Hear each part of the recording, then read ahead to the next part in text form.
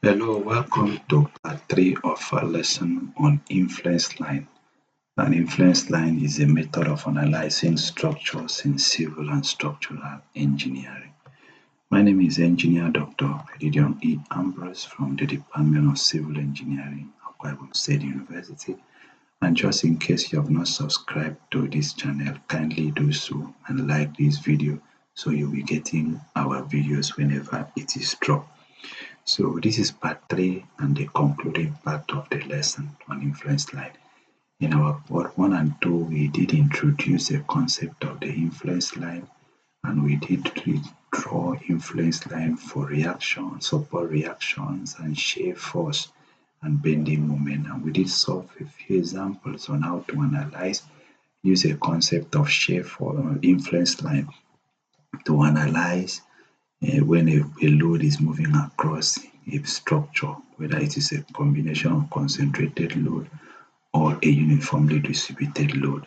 We are going to solve this last example, example 4 here, which is a beam. It's a simply supported beam of span 10 meters.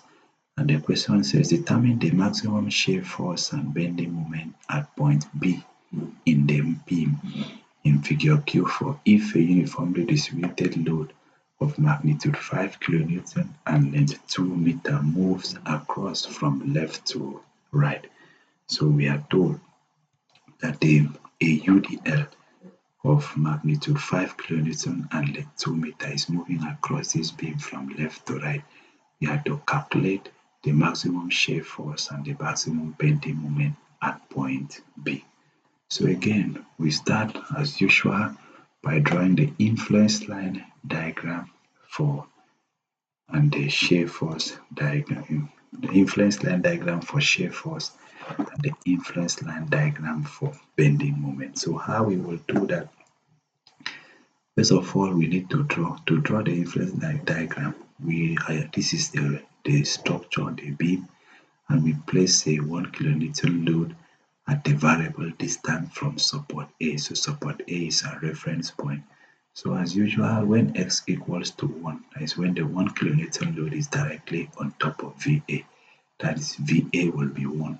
And shear force there, because once the load, we are taking shear force at point B, there will be two forces to the left of B, VA and the 1 kilonewton load. So VA going up is 1. The 1 kilonewton load coming down is 1. So 1 minus 1 is 0. Shear force here will be 0. That's why we have this shear force point here at 0. When x equals to 7, that is when the load is at point B, where we are taking shear force. What will be reaction at B? Reaction at B, remember for shear force, you're going to have two values, one immediately before and one immediately after. So for immediately before, when the 1 kilonewton load will be on the left of B, and VA, when the 1 kilonewton load is at B, VA is what? 3 over 10. So 3 over. So the shear force will now be two forces, VA which is going up and the 1 kilonewton load which is coming down. And so VA is 3 over 10 and 1 kilonewton load is 1. So you have shear force there to be minus 7 over 10. So that is why we have minus 7 over 10, which is down here. Minus is down, remember, for shear force. And at the same point B, when the load is immediately after B, that means you will not consider it. The only force by the left of B then will be VA. So at that point, remember when x equal to 7, VA was 3 over 10. So the shear force will just be VA, which is 3 over 10. That's why we have 3 over 10 up here. And so the last point for shear force is when shear force is equal, when x equals to 10. That means in that case, the 1 kilonewton load is directly on top of VC. So VA will be 0. When VA is 0, and when you do that, remember you're taking shear force from point B. And so the only force by left of B will be VA. That's why we say shear force at B equals to VA and equals to 0.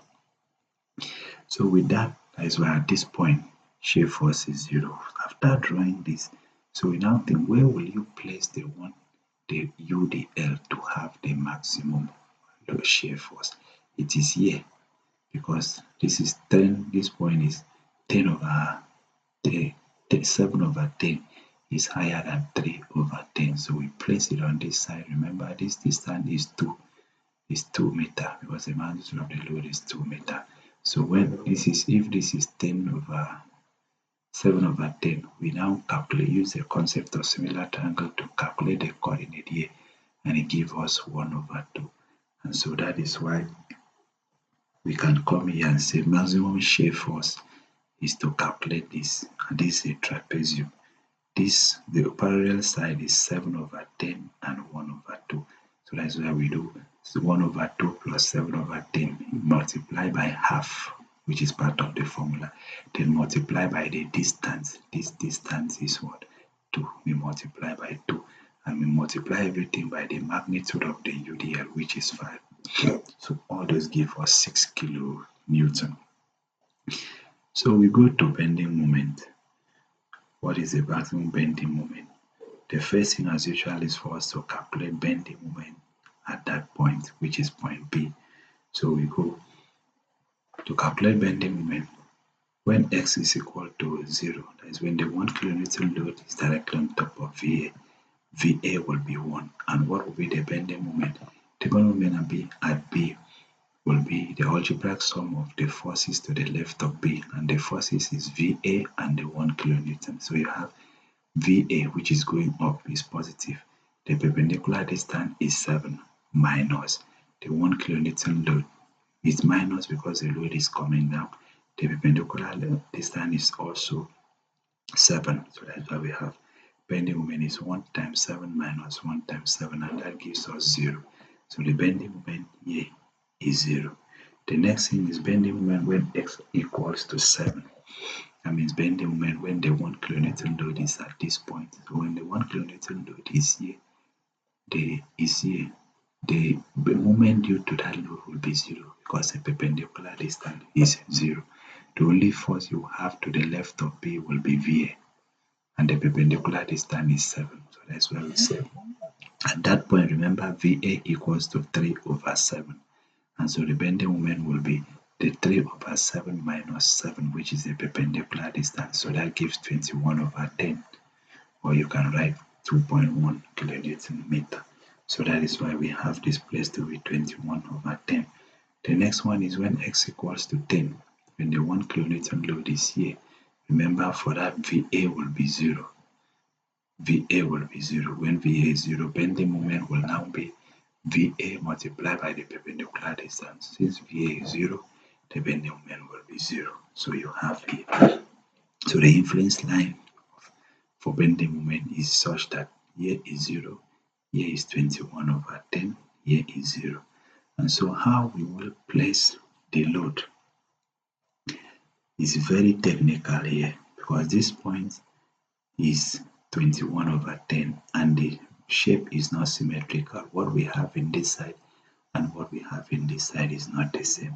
If we place everything to this side, it will not give us maximum moment. So we have to place, there is a note here, it said the maximum bending moment at point B occurs when the load is positioned such that the point B divides the load in the ratio of its divide, as it divide the span. So what is the span? The span of this point B, this side is 3 meter, this side is 7 meter. And so the load has to be placed such that this 2 meter is divided into the ratio of 7 over 3. 7 over 3, this side 7 portion should be here, 3 portion should be here. And when you do that, if you divide 2 into the ratio of 7 over 3, you find ratio 7 will give you 1.4 and ratio 3 will give you 0.6. So that is how the load is placed. The load is placed such that the middle of the load is divided to the two sides by the ratio of their span. So once you do that, you will have two trapezium.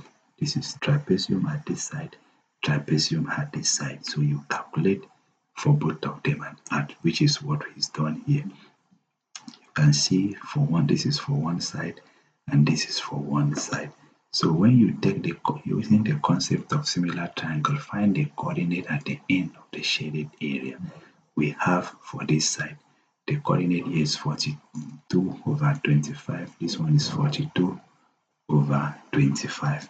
So we now calculate for one. So for this side, for the left trapezium, you have half the sum of the parallel side. The parallel side is 42 over 25 plus 21 over 10. Multiply them by half and then multiply them by this distance which is 1.4, and multiply everything by the UD, magnitude of the UDL. You keep for that side. For this other trapezium, the two parallel side is 42 over 25 and then 21 over 10. So you have 42 over 25 plus 21 over 10. Multiply them by half and multiply them by this distance, which is 0.6, and multiply everything by 5. So when you add these two sides together, you have 18.9 kilonewton meter, and that is the maximum bending moment, as the load moves from support A to support C. So with that, we have been able to calculate that example 4 as we were asked to. So there is an exercise here which you can try. This is a beam that is cantilevered at point A, and the beam is 8 meters from here and then 2 meters. So the entire length is 10 meters. So this example is similar to example 1 that we calculated. Say for the beam above, draw the influence line diagram for reaction at B, reaction at D, shear force at C, shear force, bending moment at C.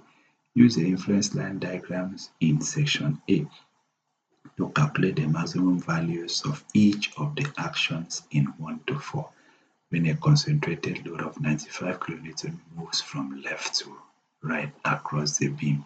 Now use the influence line diagram in section A to calculate the maximum values of each of the actions in 1 to 4 when a uniformly distributed load of magnitude 35 kilonewton per meter and length 1.8 moves from left to right across the beam. So in this case, it's similar to exercise 3 that we handled in part 2 of this lesson. So try to do this exercise. You will show how you have understood the topic. So this is where we are going to end on influence line. Thank you for watching to the end, and just in case you have not subscribed to this channel, kindly do that and like this video so that you'll be getting subsequent one as we pace. Thank you very much.